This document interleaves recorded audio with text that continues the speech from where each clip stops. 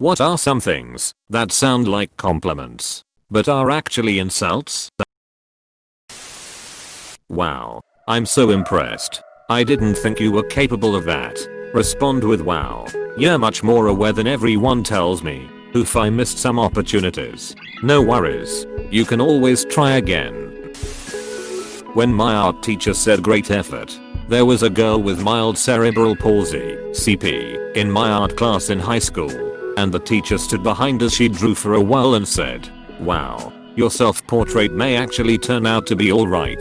There was a very awkward tension in the room after that. I did not know what was CP, so I googled it.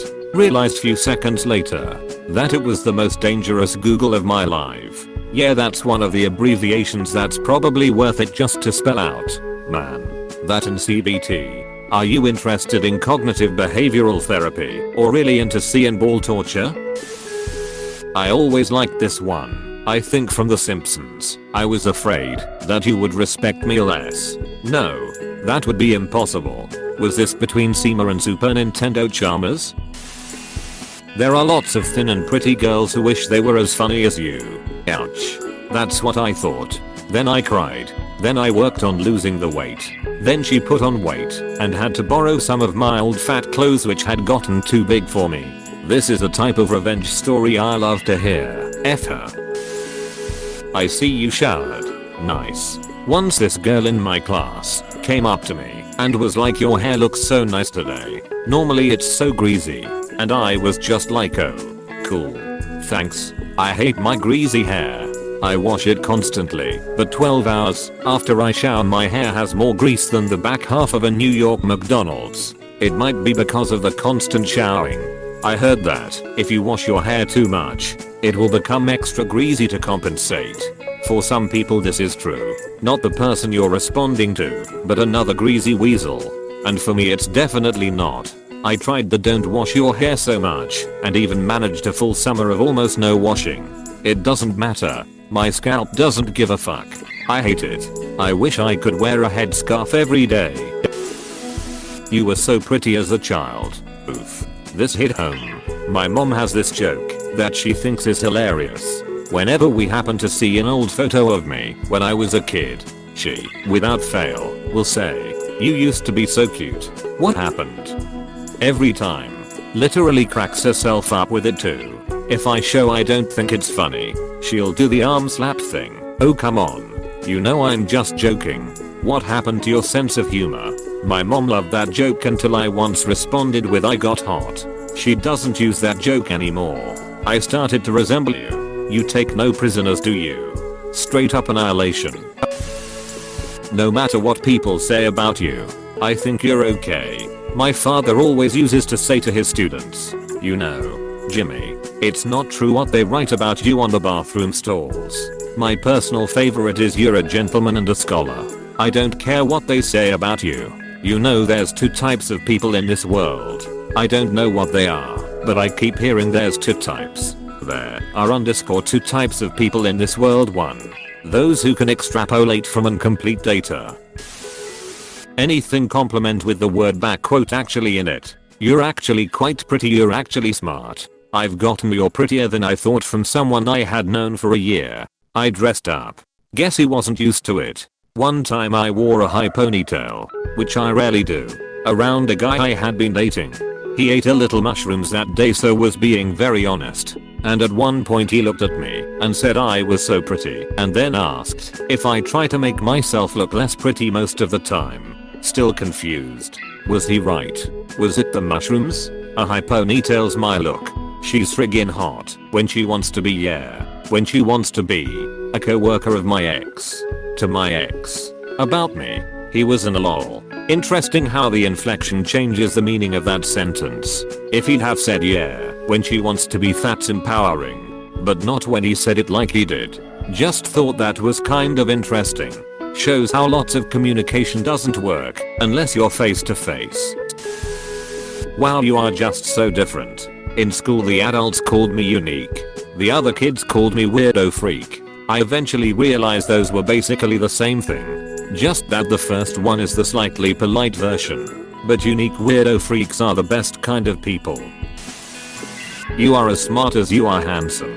Works better if they are dog ugly. My dog is absolutely beautiful, so I don't understand this condition. He is not as smart as he is handsome. Though. This is why my wife and I refer to our dog as a cheerleader. She's 80 pounds of pure cuteness. She'll smash her face into the wall if the red dot stays there.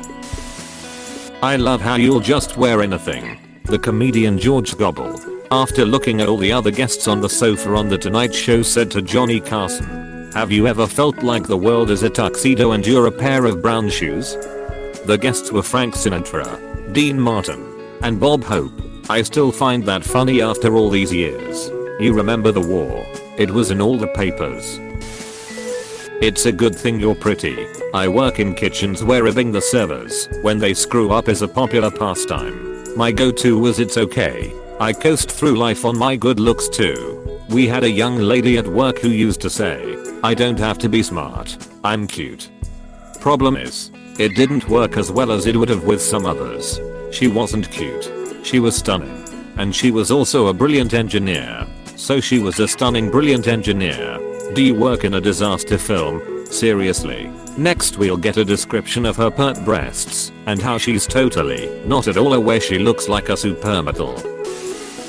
Pretty much any British compliment. We don't compliment anyone anyway. If we give a small one it means a lot. If we give a big one we are being sarcastic. Yay. Y'all are a bunch of dickbags. That wasn't half bad. You're very brave to wear that color. Only time it's true is white jeans on your time of the month. That is brave. Or anything white, going to an Italian restaurant and getting spaghetti and meatballs. My brain skipped the word "white" while reading this, so I was really hoping you didn't like your spaghetti and meatballs too hot. Ouch. Same lol. I was confused as to why spaghetti and meatballs was brave. I heard when the 7th episode of Star Wars came out, George Lucas gave a fairly backhanded compliment to the movie. The public will love it. You're smarter than you look. Better than looking smarter than you are. Most people don't like a nose that big, but I think it brightens up an otherwise dull face. Similar thing said to me: the more I get to know you, the less I notice your nose. This is very much the truth. If you find someone's face weird or ugly, after looking at it for 100 hours it will start looking at least normal. Same with salaries. Ugh. You're on top of the bell curve. On the flip side, you're on the bottom of the bell curve is quite the toss-up. In a panic, on which side? I imagine the initial response could clue someone in. If a defensive no, then the lower end. If a resigned sigh, then the higher end. Your D is cute. Thanks, I did his braids. I laughed way harder than I needed to. You're pretty for a. I hate the specifiers. Like, can't I just be pretty instead of being pretty for my race, interests, or other thing? You're pretty light on your feet for your weight. You're pretty light on your feet. Twinkle toes. Don't answer to twinkle toes. It's not manly. You're the guy whose back matches his belt. When I used to be in an active band in the area, we would play shows with a bunch of different bands. Some great, some good, some terrible. You never want to be a D to anyone, or tell someone they sucked. So our go-to comment to bands we just really didn't enjoy was to say, "You guys really were together out there." Sounds like they were playing well as one cohesive unit, but in reality we just meant they were literally together up there, because that's the closest thing to an honest, nice comment we could make. You're so independent. It's no wonder you are still single. TBH. It's not like I have a choice. That right there is just a straight up insult. Oof. That's an insult I'd take any day, lol. Seriously. I'd rather be single than with the wrong person just to escape being alone. Oh. I see you lost some weight. Especially in your face. Apostrophe. Oh my god, I need more upvotes to give. Way to make a person feel like they were a fucking land walrus last time you saw them. For anyone reading this who is confused, the right thing to say to someone who lost weight is "you look great." Don't specify how you can tell. Don't ask about numbers. Don't even mention weight at all. Close bracket. Really? I lost quite a bit of weight over the last few years, about 40 kilograms/ 90 pounds, and I loved it. When people told me I lost weight, it encouraged me to keep going. I think the issue is that you never know why/how someone is losing weight, unless you know them. I turned skeletal from health issues at one point and everyone was like, oh my god, tell me a secret. Like, girl, I wake up every day wondering if I'll make it to the end, but thanks for telling me how much prettier I'm now, even though I don't even have the energy to smile. Legit developed an eating disorder while regaining weight cause even though it was healthy and what I needed. All I could think at was how PPL were probably talking behind my back at how I was going back to being fat and ugly.